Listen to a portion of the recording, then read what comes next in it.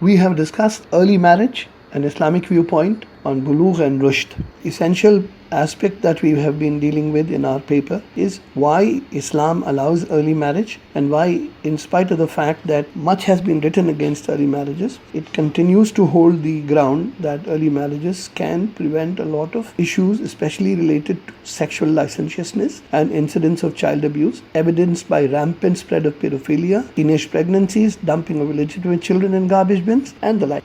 The paper relies on recent researches in the field, especially with respect to the findings of bioarchaeologists, statistics commonly and abundantly available about the steady growth of child abuse, and of course teenage pregnancies and the number of unwed mothers in today's society. The conclusions we have drawn from the discussion are documented in a separate section in the end of this paper. The research method used is primarily inductive and based on the analysis of available quantitative data related to teenage sex, child abuse, and unwed mothers. A clear distinction is made herein on the age when a girl child is ready for marriage and the age of discernment, which relates only to matters of property and financial transactions. The movement that we have been witnessing to enforce a minimum age of 18 years and above for marriage of a girl reeks with connotations favoring sexual promiscuity and licentiousness. The reasons put forth for stipulating a higher minimum age for marriage are not substantiated by empirical proof, and the results of such imposition of a higher age for marriage has seen the unbridled growth of permissiveness, sexual crimes, child abuse, and unprecedented number of teenage pregnancies and the like.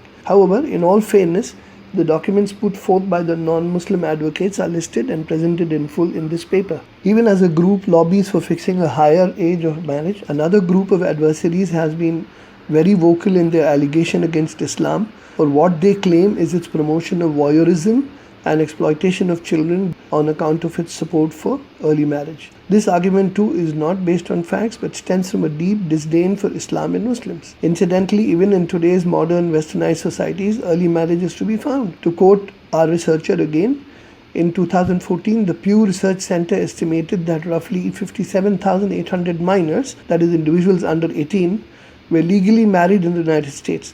Of these marriages, 55% were between an underage girl and an adult man. And while these numbers vary across the nation, in some states the rates are much higher. The primary concern voiced by the adversaries who do not advocate an early age for marriage is the kind of physical harm that may accrue to a girl who is married at an early age, and they bring forth evidence that early pregnancies can harm the health of the girl child. They also put forth arguments in terms of the inability of the child to continue her education once she is pregnant. We will be addressing this in the paper as well. The paper also on the side discusses what we can call concerted attack on the early Muslims for having encouraged and participated in early marriages. We have quoted two bioarchaeologists who claim that much of the tension in the investigation of age in the past arises from the assumption that we can link biological to social age. Distinctions between the categories, particularly child, adult, are the product of the current limitations of osteological methods for age estimation in adults, and that using biological developmental standards for aging results in the construction of artificial divisions of social and mental development between these categories. Also, in contrast to modern Western society, where social age is closely linked to chronological age, in many traditional societies, stages of maturation are acknowledged in defining age.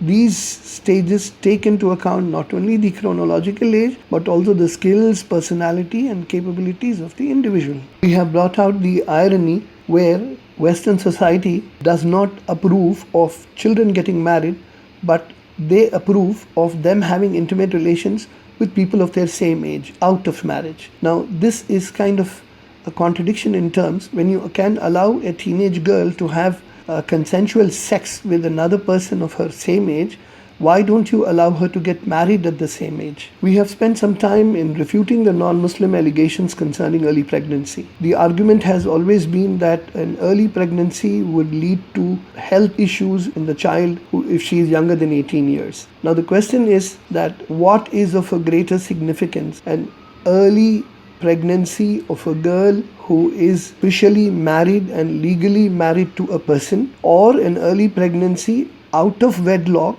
where she is ostracized for not having adhered to the norms of society, and in turn she is left helpless, very often not even able to find the support from the extended family because of what is considered to be an act that is not approved of society. However, that cannot be said of children who are married with the full consent of the family, and when they get pregnant, it is looked upon as a blessing and is fully supported by the extended family as well as society at large. Much as the adversaries may dislike Islamic rulings on early marriage, they have failed to stem the rampant growth of child pregnancies among those who were saved from child marriage. The social, economic and psychological costs associated with maintaining single mothers and minors without family support is far in excess of all the purported harm that accrues from early marriage. In conclusion, the authors wish to reiterate the Islamic position of allowing for early marriage while legislating rules to ensure misuse of the permission is not happening. Our argument is that we should work towards finding out how we can avoid the adverse effects of an early pregnancy rather than prevent it altogether, because even in case early pregnancy is avoided due to an official marriage, it continues to happen even where early marriage is disallowed. So the question is not about disallowing teenage pregnancy, but to see how we can bring it within control and how we can address the issue of children who get pregnant.